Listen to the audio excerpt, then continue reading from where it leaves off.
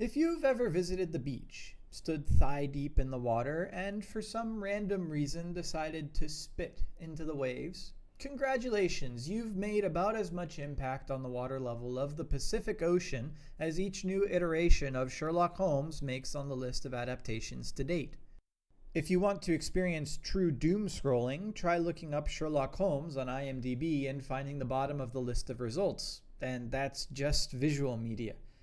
Joining the seemingly infinite list of movies and shows based on the Arthur Conan Doyle character, the new series Young Sherlock Holmes from Guy Ritchie recently released on Amazon Prime, and for now appears to be riding high on the top 10 lists of the streaming service.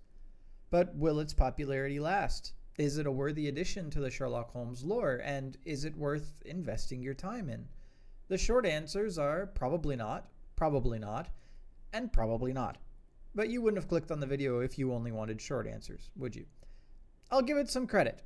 It has its moments. The opening scene, for example, instantly dives into an unexpectedly dark tone and even offers some creative cinematography and direction.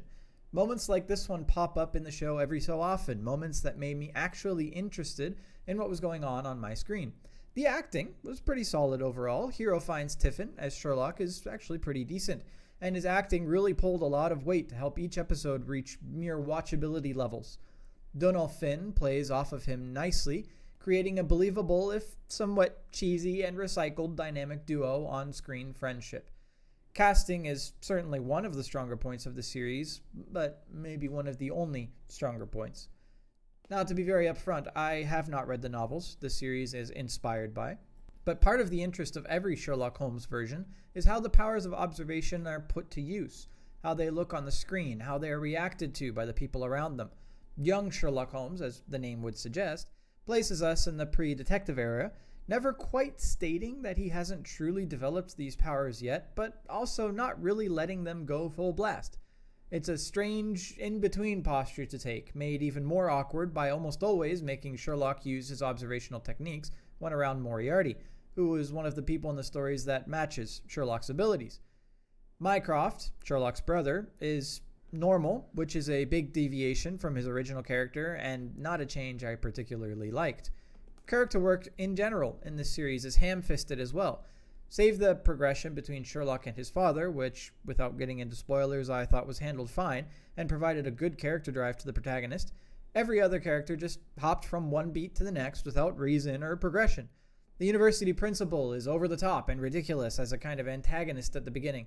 Sherlock's mom goes from crazy to completely sane just because, and don't even get me started on the romance elements in the show.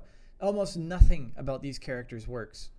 Overall, the show is pretty much a boiling pot for all the common tropes and contrivances. Snappy dialogue that's supposed to sound witty but comes off as just a kind of Marvel humor, and conveniences or insanely lucky events or actions that drive the plot forward.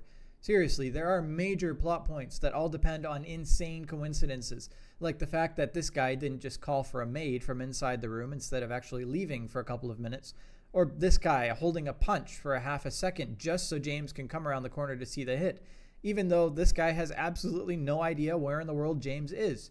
And these are just two examples, scratching the surface of a lot of problems in the series. Some versions of Sherlock Holmes have and will leave their mark on the legacy of the character. This one will not. If you want to turn your brain off and just have a few hours of some messy entertainment to put up on your screen, have at this one.